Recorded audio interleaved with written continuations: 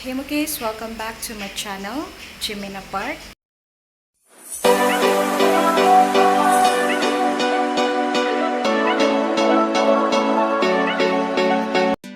Hey Mukis, have a great day.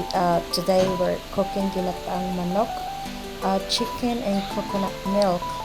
Here are the ingredients I get fresh from my garden: coconut milk, ginger, garlic, lemongrass, and chili leaves, and also the chicken breast.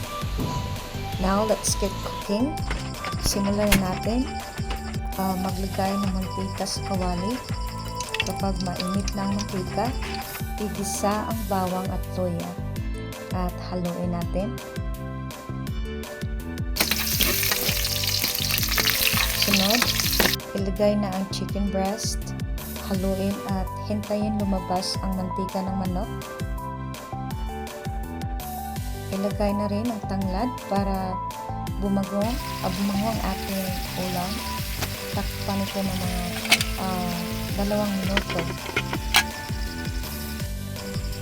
Ngayon, magdagdag ng isang bowl ng tubig. Yeah.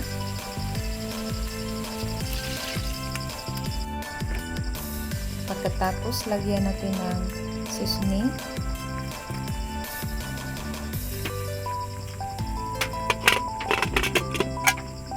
Pagkatapos, ilagay na ang gata.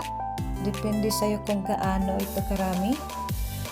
Huwag lang masyadong marami ng tubig para mas malasa. Then, takpan ulit ng 1 minuto. Tapos,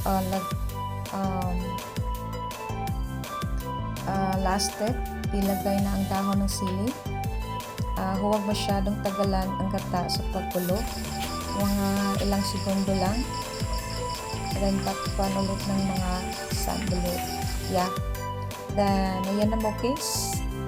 That's it. Luto ng ating ginataang manok. Kain na tayo.